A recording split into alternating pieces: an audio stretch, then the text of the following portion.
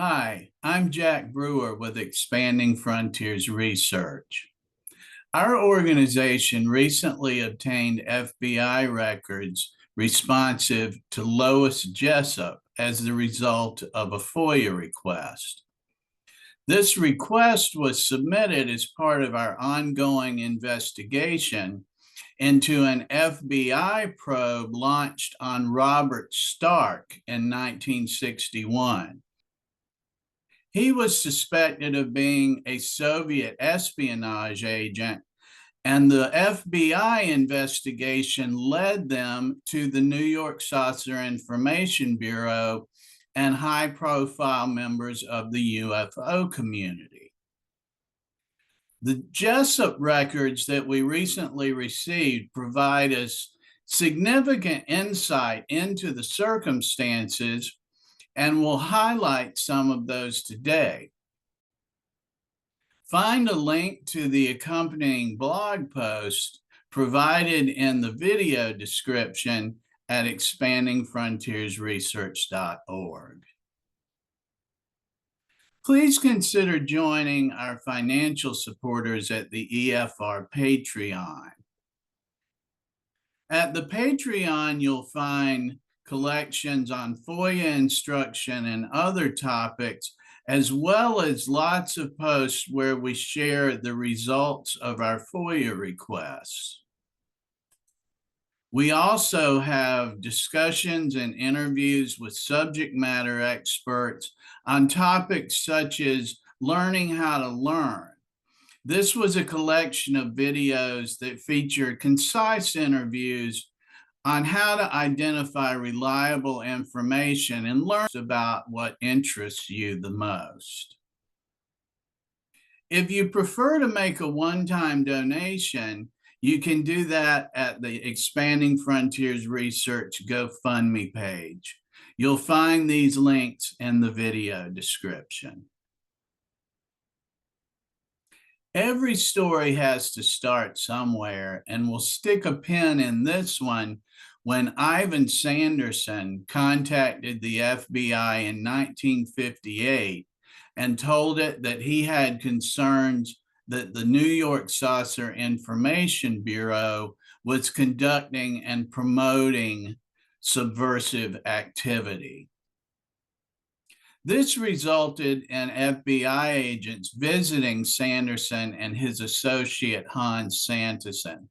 Both of the men were familiar with the New York Saucer Information Bureau as well as the UFO community and expressed concerns to the FBI.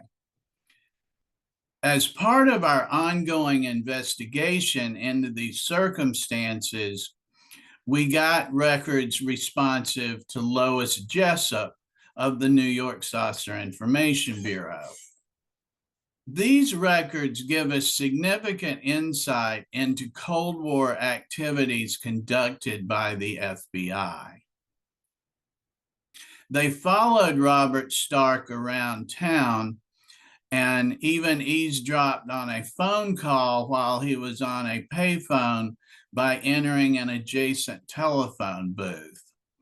They noted that he spoke with a definite accent. I believe that was a European accent. And they noted that he discarded trash in a public receptacle, and they recovered that trash. Some of that trash turned out to be a card from Lois Jessup of the New York Saucer Information Bureau, and that was one of the first connections they had from Stark to the UFO community in 1963. This part of the memo alludes to an informant that entered Robert Stark's rented room and checked his possessions.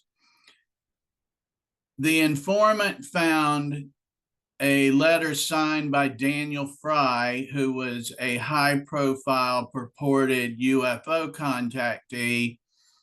And it was at that point that the FBI discovered that Robert Stark, who they had already been investigating for potentially being a Soviet espionage agent, was trying to get several articles published. These articles had UFO, flying saucer, contactee themes about them. He also wrote 2 manuscripts, each of which had a contactee theme to it. Something I personally found interesting about the records responsive to Lois Jessup was that there was a reference to a William Francis Johnston, and they had noted that Johnston's residence reflected that the New York Saucer Information Bureau was in contact with him, and a asset that the FBI had at the post office advised that the New York Saucer Information Bureau was a quasi-religious organization interested in the religious aspects of flying saucers. This was the type of surveillance they were conducting, but Johnston was particularly of interest to me because I already came across that name while doing research for my book, Wayward Sons, NICAP, and the IC.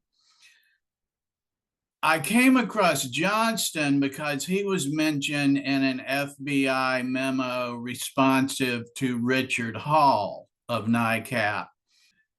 The FBI reached out to NICAP about 1960 to inquire about its knowledge of William Johnston because he was involved with NICAP, and now we can see he was also involved with the NYSIB. And we can see from this paragraph here, it says that there was a Bureau file number 100-359927. I have already requested that file in 2022 after I learned about Johnston. I had submitted a request to the FBI. It gave me the file number and told me to check with the National Archives, and it continues to be in processing and nearing its way to finality at the National Archives. So that's kind of interesting that the FBI didn't go looking for saucers, but they found the FBI in a manner of speaking. And so it was January 1963 that their surveillance of Robert Stark led them full on into the UFO community. One of the contacts of Stark was a woman named Crystal Vorwit. He interacted with several women, some of them international, and the FBI eventually in 1963 opted to interview Vorwit, who seemed to be one of the people closest to Stark.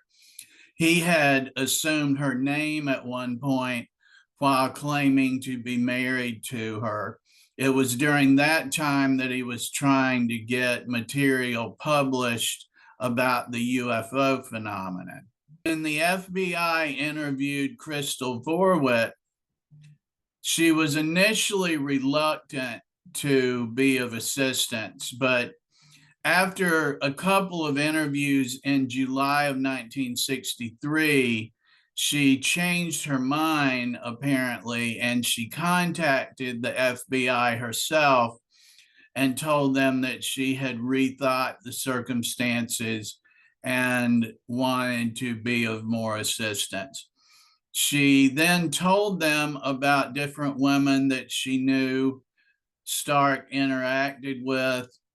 And as you can see at the bottom of this section of the memo, she mentioned Lois Jessup and said that Stark interacted with Jessup, and Crystal Vorwit did not know the nature of their correspondence.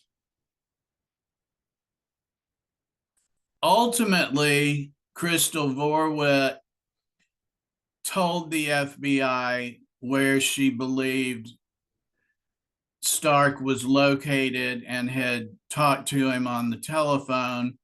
She alleged that he was in a hotel in San Francisco, and the memo ends with the New York field office documenting they were sending copies of their intelligence to Chicago and Los Angeles, as well as the San Francisco office, because they were in the process of conducting interviews at that point with Robert Stark, seemingly.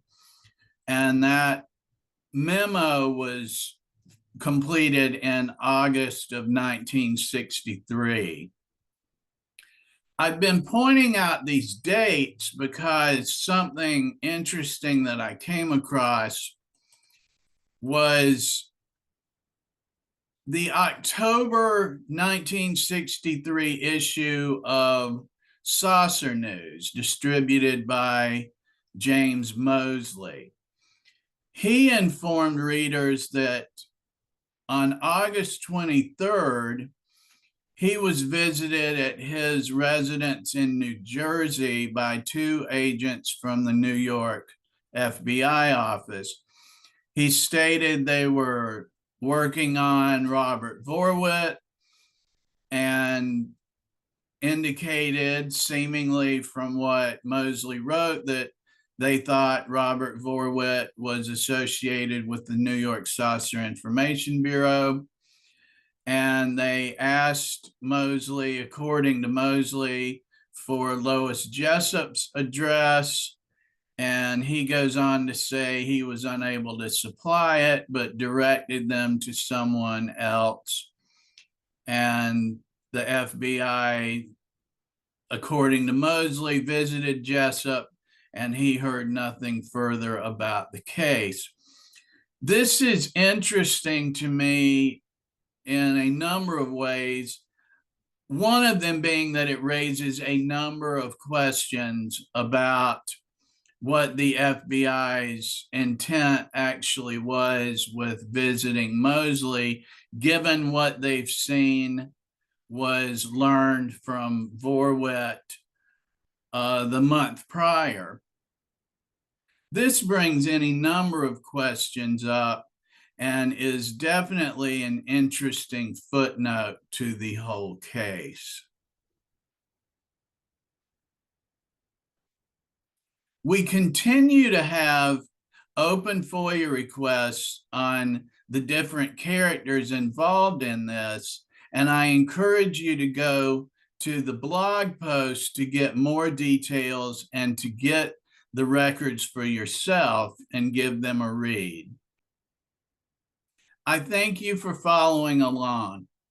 I find this case not only interesting for what was going on in the 1963 New York UFO community, but also in what it might suggest about circumstances that came later and even today surrounding intelligence agencies and fringe communities.